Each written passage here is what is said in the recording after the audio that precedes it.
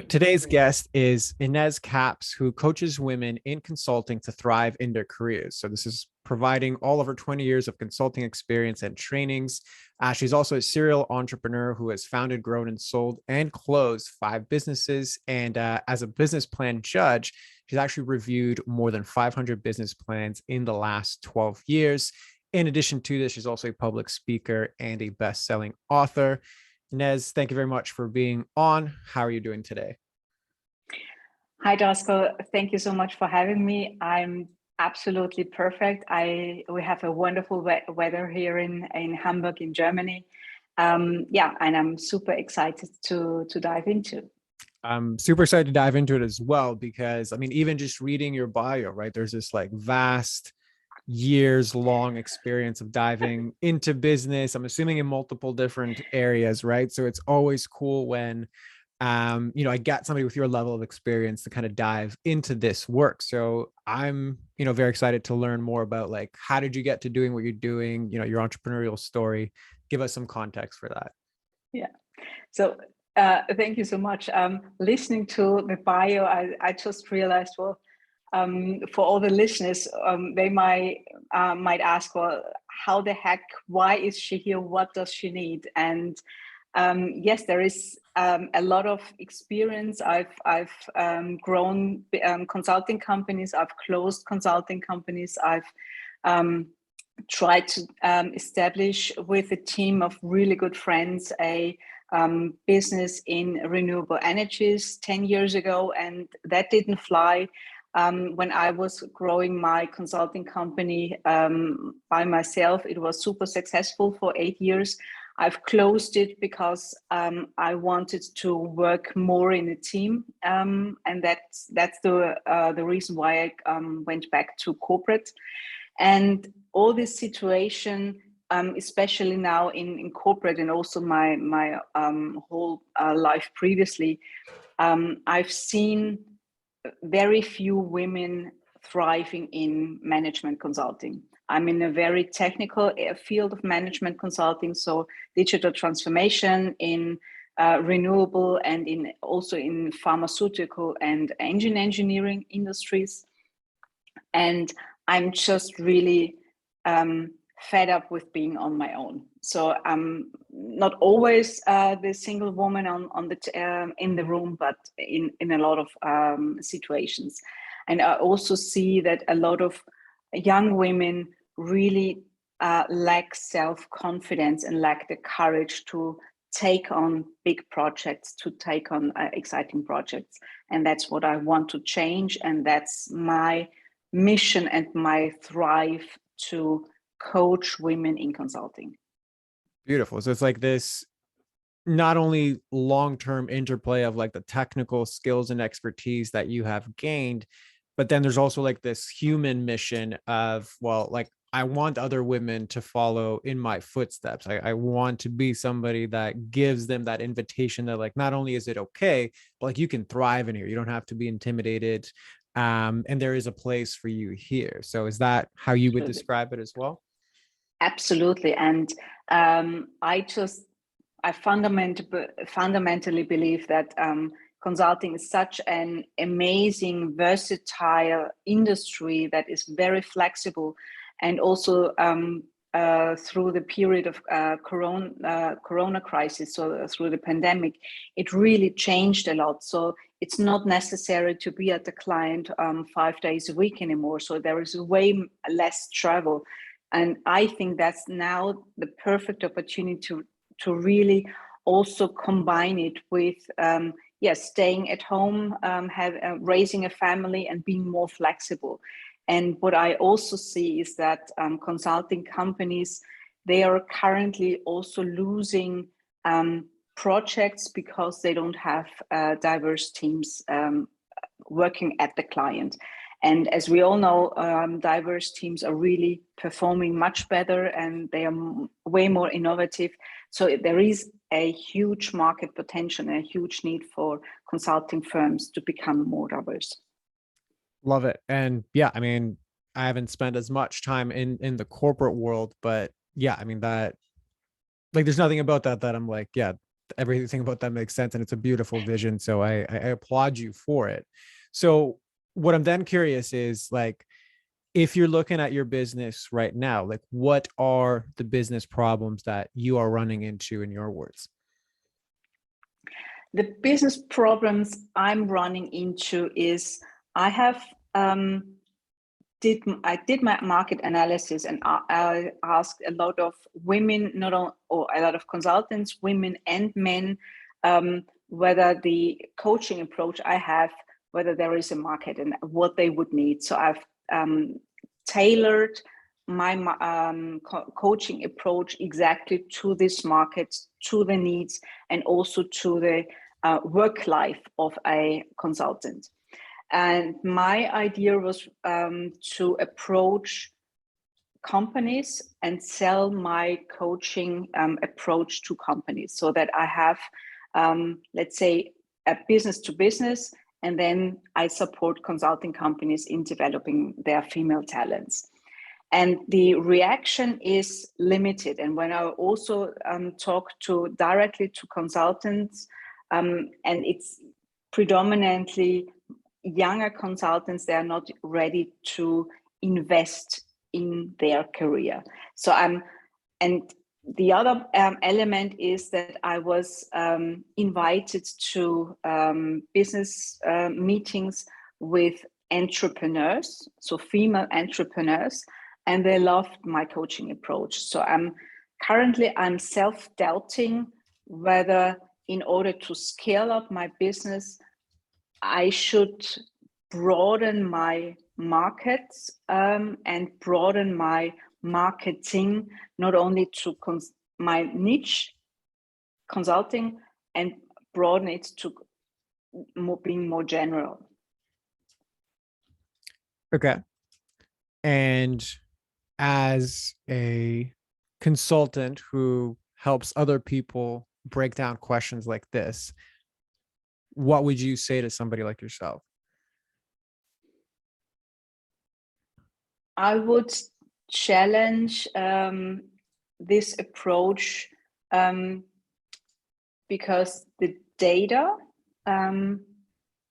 shows that being focused and being clear in your marketing and in your niche is the best way to build your brand, and not being in 1,000 different markets. So when I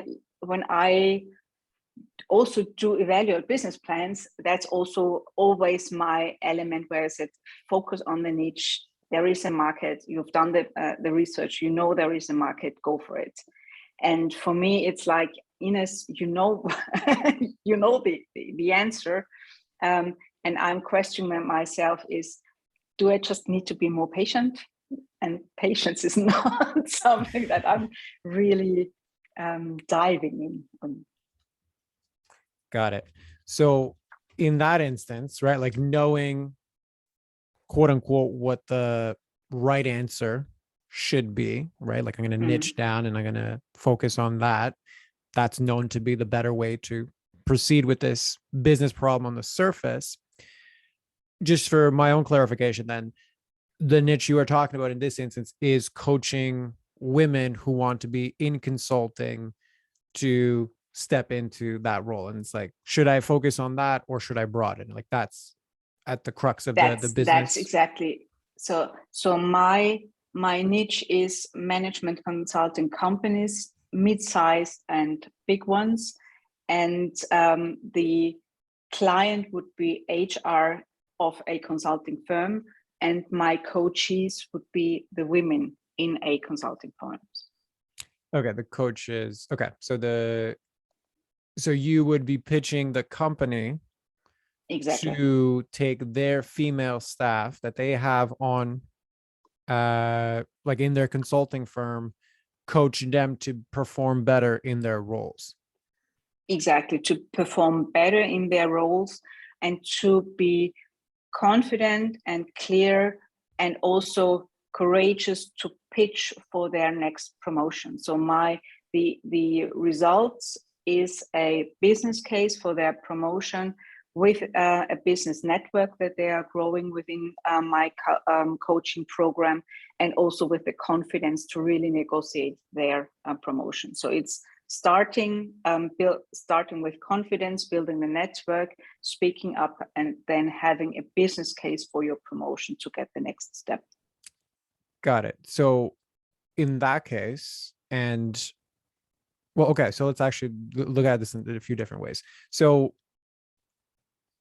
you mentioned, okay, there's a level of, and I'm going to choose some words and you can correct me if the words don't resonate with you, but there's a level of, like, whether it's inauthenticity or maybe integrity, that, like, okay, if I'm coaching them on confidence, but then I'm not confident to pick and choose and like pull the trigger on what it is that I feel like I need to do, that kind of stops me from doing it. So does any of that resonate with you, or that's not really the narrative? It does, and I would add here the term trust. That I think that also is connected with confidence. That I can trust myself. That I have all the experience that it's needed. I have all the network. I have the program. I have the clients. And my first clients who asked me to do a keynote on this topic was KPMG Switzerland. So where I said, Ines, what the heck, just go for it. Okay. So you trust that, like, the process works, you know your stuff, you know your network, you know your experience. So then where is the lack of trust to pull the trigger? Like, what's so scary about that? The lack of trust, or lack of trust for me is to have the guts, take the name. I mean, KPMG Switzerland published my keynote on LinkedIn. So just taking that and then broaden it as marketing, where I said, listen, if KPMG Switzerland is open to work with me, hey guys, you can really work with me. And I think it's trusting myself, and also being courageous enough to become even more visible. So I'm already visible, but I think I need and I want to become even more visible, that people reach out to me and say, she is the expert for this. Okay. So that's really interesting, because like KPMG is not like a small company that people don't know about, right? Like it's a pretty big international company. So KPMG has posted like, hey, look how cool we are. We bring speakers like this to talk to, our people about this. But then there's a part of you that is scared to be visible in that bright light. So what's coming up for you as I share that? It's like, really, I can't believe that's the case. And I want to be in this spotlight, and at the same time I'm scared of this spotlight. So it's like this. I've always dreamed of this, and now I'm just this, for me, this tiny footstep of my dream coming true. And it's this scary that I'm actually making my dream come true. I'm just excited, but it's this tiny bit of holy You could swear, yeah, by all means. If you need to let it out, by all means, let it out. Yeah. If it's holy shit, I'm scared of it. Yep. So, well, first and foremost, I want to acknowledge you for going into that place, right? Because especially as somebody who deals with corporate, there's just like this polished image, and everything has to be right and perfect, and there's no blemishes everywhere. So I just want to acknowledge your courage, right? Especially because this is really a conversation about courage. Yeah. That you're already displaying it to be seen, to be witnessed, and to be visible in this way. So that's number one. Number two, this split energy of, I want this, but I'm also scared of this, right? And I'm kind of always in limbo and I can't get past it. is this something related to visibility? Like, is this something that shows up in other areas of your life, or it's only related to this?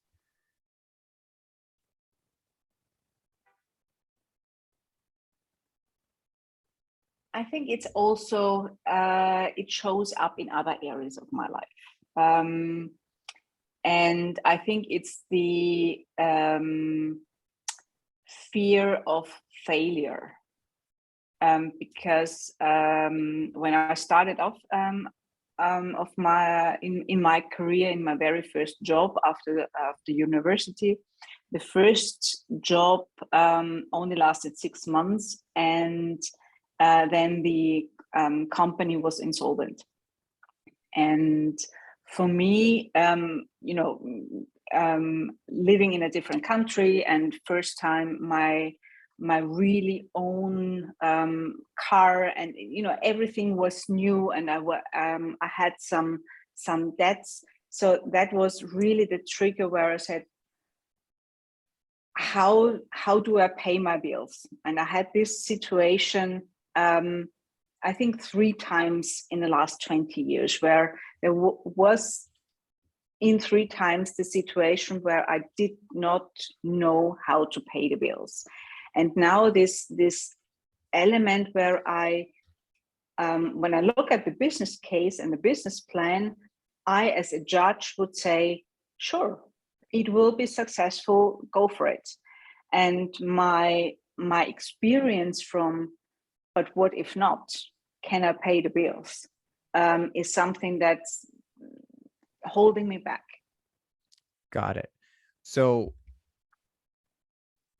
because you mentioned, okay, this happened right after I graduated, and it was the first of 3 kind of major events where I took this quote unquote risk, or I made a big decision. I did the thing, and then it didn't work out. And then I was left to figure it out. Otherwise I couldn't pay my bills. Right. So like a, situation that many entrepreneurs find themselves in ultimately. Is this the first time you experienced a fear of failure, or is that something that happened even before? I'm not sure if it's the fear of failure or the fear of being overwhelmed, and I'm not sure whether the overwhelmed is the right term, but I don't know the correct one.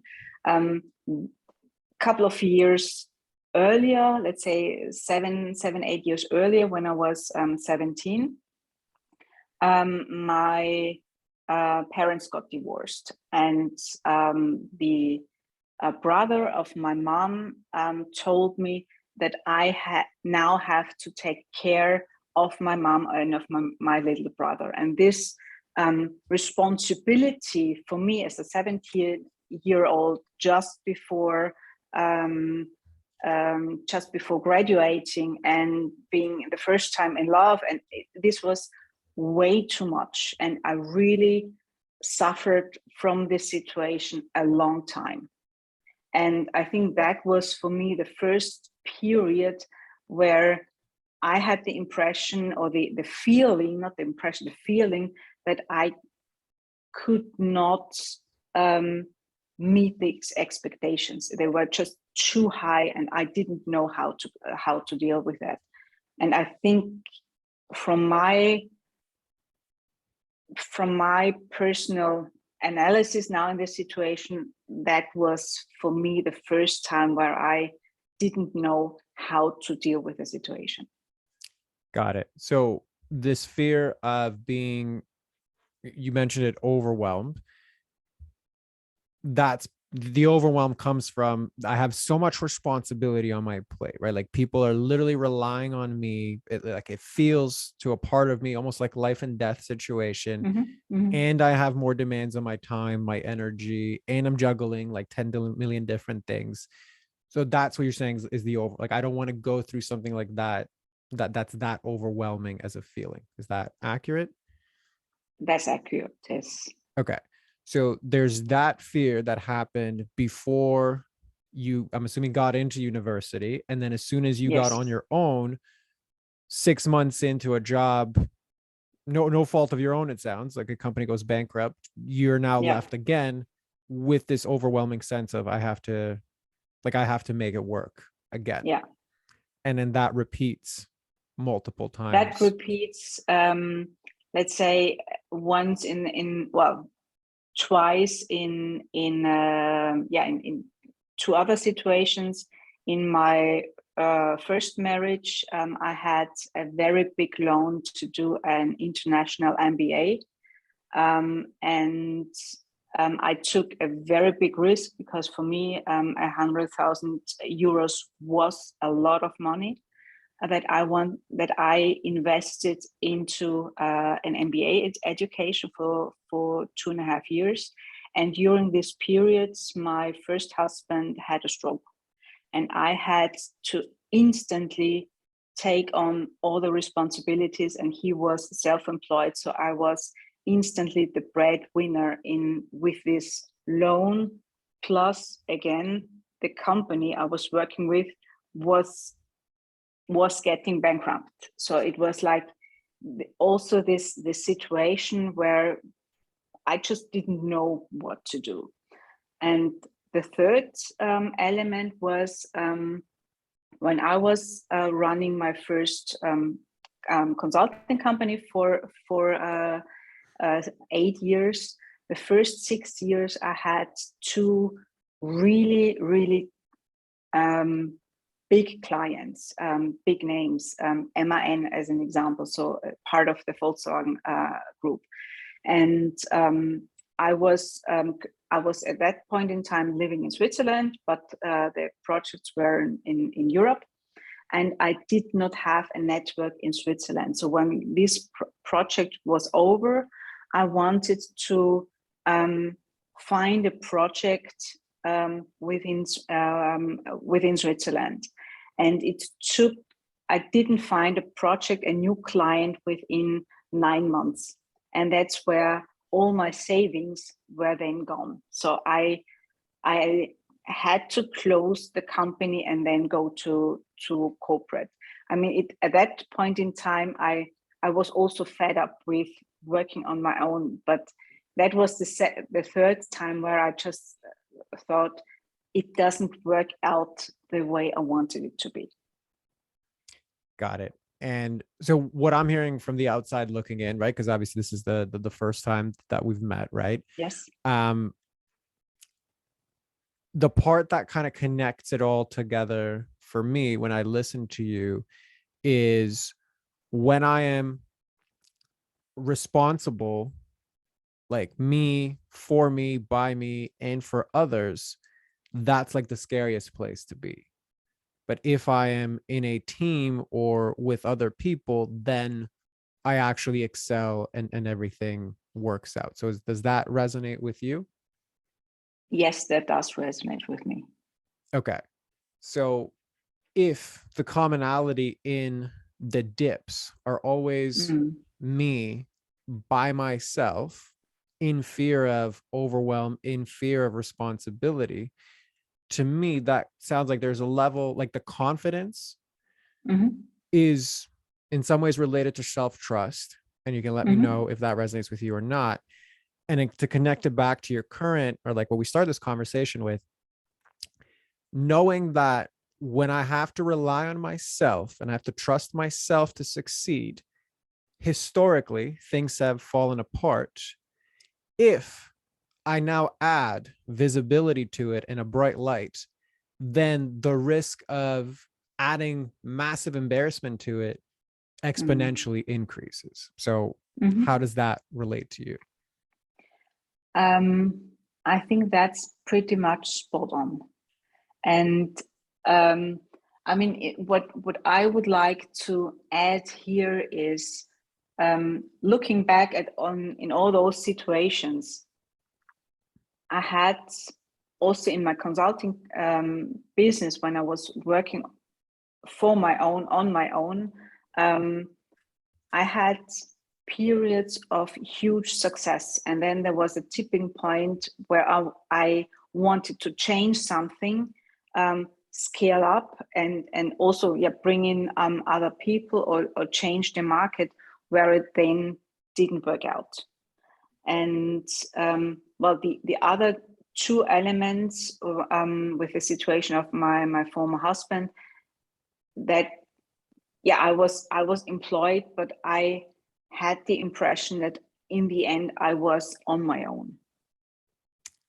Got it. So it always kind of comes back to when it's be by myself, then like even when things are successful, I don't just kind of keep doing the thing that was successful. I make some change that then derails everything, right? It goes back to kind of I think reinforcing it or not. It's more, I would challenge myself and I would challenge the situation where I said, were you really on your own? Because if I would have allowed other people to help me and reach out to a network that I have and reach out to other people. So this element, you think you are on your own, but actually you have a network, you do have people who want to help you, just please let them help you. Okay, so then there's also a fear of bringing people in and being helped. Yes. Okay. So there's a lot of layers here, right? And I say this with full love because this is how these things work, right? Like you unpack them, etc. So I did zero judgment by any, like I'm actually very appreciative for you for diving into this because it happens so much, right? It happens especially with people that work to become successful, like just by like work. So often these layers never get looked at and inspected, etc. But if you look at the patterns, right, like right now there's a fear of success, right? Like something always changes right before I'm about to really like make it, right? I don't ask for help, so I have to shoulder the load the whole time, yet I am also so ridiculously scared of the overwhelm of taking all this responsibility because I don't know if I can trust myself to handle it all. And then what wants to emerge from me and my business is the dream is to be visible, to share this message, to go all out, right? So it's like all culminating into this one piece. So again, before I continue, how does all of that land for you? It's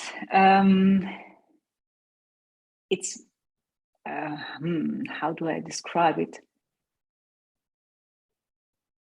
It nails it pretty much really to the bullseye.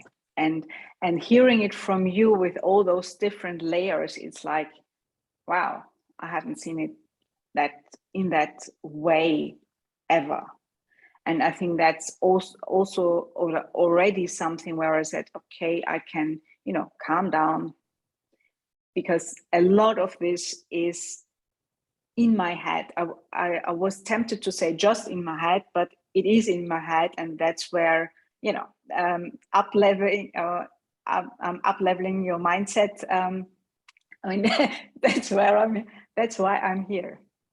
Absolutely. And yeah, I mean, I would just add, like, I agree with that 100%. And I would add the nuance to it that yes, the beliefs around all of that, and there's probably many to unpack. So basically, like, you're gonna have, let's just say, core beliefs, and the core ones that we all have to some degree is like, I'm not good enough, I'm not worthy, there's something wrong with me, right? Like those are 110% going to be there. But the more interesting ones for you are going to be what are like the survival strategy beliefs. So basically, if at some point in my life I, made the conclusion as a kid that for whatever reason, like I wasn't good enough, I then ended up doing things and seeing out in the world evidence of why I'm not good enough. So then it became like I started creating evidence for that in my life. So when I'm 17, well, because I'm not good enough, I can't ask for help. I have to shoulder all of this on. And I'm just making this up. Like this might not resonate exactly with what is in your head. And that will take a lot more unpacking. But I'm just illustrating both for your point and for the listeners, right? we all have these kind of general umbrella core beliefs. Mm-hmm. And then it's the strategy beliefs of like, because I didn't feel safe in these situations, I had to figure out consciously or unconsciously how I'm going to navigate this world. So part of that was your behaviors.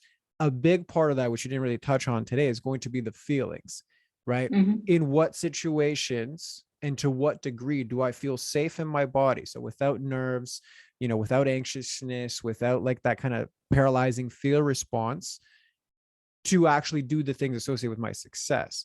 So those things themselves, when they form, they're also going to form these survival beliefs, right? That are more situation and context and story specific. So on each one of the three that you mentioned today, there was probably another story and layer you added on to each one. And again, no judgment, that is the beautiful process of processing all of these things. And obviously that's beyond the scope of, what we can kind of do today. But as somebody like yourself, like that is the path forward, right? It's Mm-hmm. really looking at what are the pieces that weave throughout my story. Now that I know them, do I have the right tools? Do I know the processes that I can actually go in, not just change the beliefs, but then also work on my body to expand the capacity of what it's comfortable in, so that when I step forward, I'm not faking confidence. I legit feel confident, like I would drive a car, right? Like initially you're kind of scared, but it's through repetition. It's through also gaining the narrative that like, I can do this, that now you just go and you drive a car, you don't think about it. Right. So I know that was kind of a lot sent your way, but how does all of that land for you?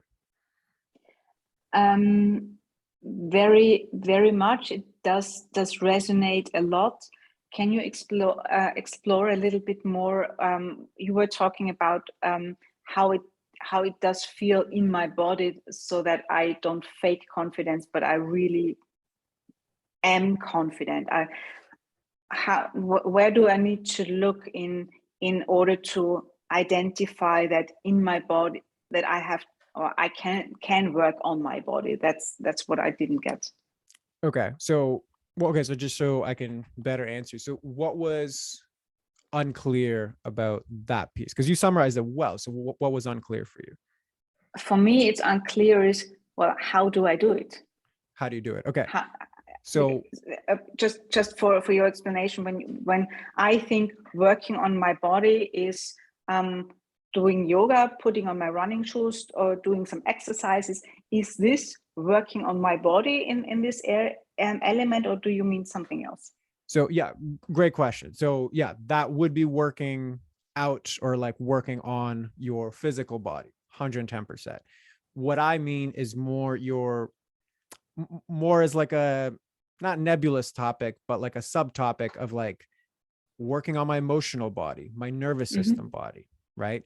So if, for example, you imagine yourself right now, we finish this call and you go to your LinkedIn and you press share on that KPNG talk and you put it out into the world, how does that feel in your body?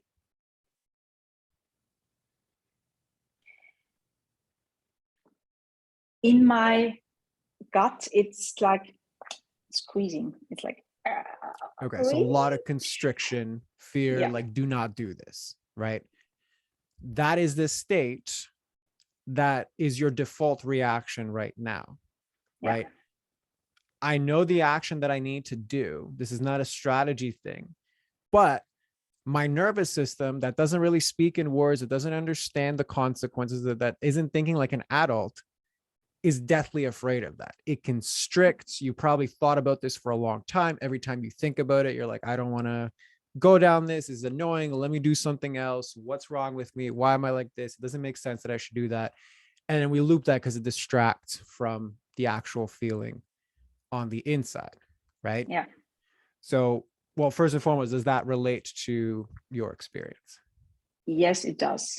And when I now think, well, how can I work on my body? I mean, your access, your explanation with driving a car. First, you're scared, and then you just drive your car just as you would walk.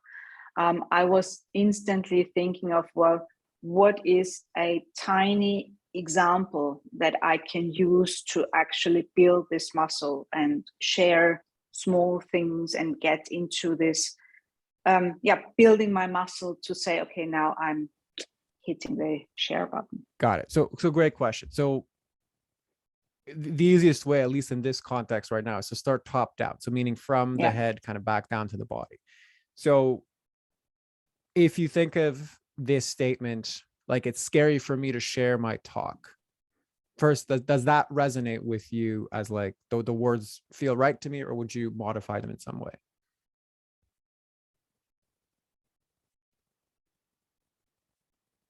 I'm not scared to share the talk. I am, is it scared? No, I am scared to share my talk. Yeah. Okay. So when you say that statement, I'm scared to share my talk, do you feel resonance of that constriction that we spoke about earlier? Yes, a little bit. Okay. So who or what would you be if you lost the ability to think the thought, I'm scared to share my talk?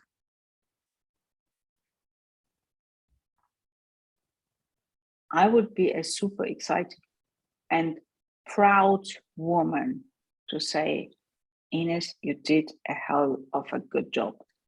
Okay. Tune into what that feels like. It feels like a relief, like, right. So is it, I am scared to share this video or to share my talk, or is it my thoughts are actually scared to share this thought? Because if you couldn't think the thought, I am scared, like if you lost the ability to think that, you yourself had the experience, well, I would be proud, I would feel relief, right? So it is your association in this simple example and the attachment to, I am scared to share this talk, that is actually reinforcing and re-triggering the nervous system path that you've created around fear about this. Like, it's triggering other parts of you that are scared. But if I take the like creator lens, I can then experience, oh, I would have relief. I would be excited. I would be proud to share. And you felt that in your body. yeah. Right. So yeah, how does all of that land for you? that's an amazing experience. And just this mindset shift where, and also your sentence, what if I take these feelings away, or not these feelings, the thoughts away? It's like, that's an angle I've never thought of, and that's really, really exciting and helpful. Yes. And just to add nuance to that, because people get caught up in this loop, it's not take the thought away, because then what we get into is the guilt and the judgment of like, why am I thinking like this? I shouldn't think like this. Like, push this thought away. This is not a good thought. I should be thinking positively. That's actually just more resistance to the process. Yeah. The exercise in this instance was, if I lost the ability to think that thought, who or what would I be?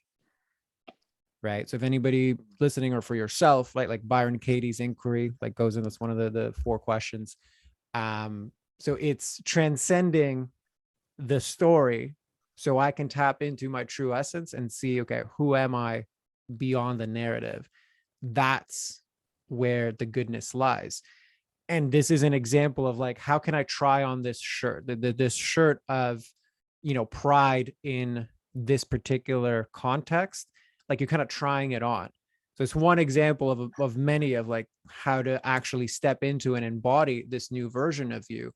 But like, a question was, how do I do this? But like, it is the repetition of processes like these. It is, as I always say in my coaching, like it's hard to see the balcony, or it's hard to see the building when you're on the balcony. Like, you need either somebody or yourself to be very skilled at like, what is the big picture? What's all connecting? What's the actual narrative? What's the story? What's happening in your body?